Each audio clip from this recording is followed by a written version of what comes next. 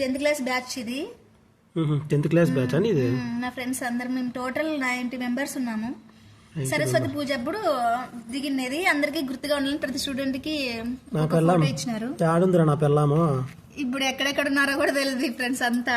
నేను ఆడదాన్ని కనుకోండి కనపడే స్వెట్స్ పెట్టుకొని అప్పుడే గుడ్డి దాని మైగ్రేన్ హెడ్ ఏక్ ఉన్నది అప్పుడు. వీళ్ళంతా ఈ మధ్యలో కూర్చున్న వాళ్ళంతా మా సార్ వాళ్ళు, టీచర్స్ అందరు. ఈ పిల్లోడు నీ కల్లే చూస్తున్నాడు.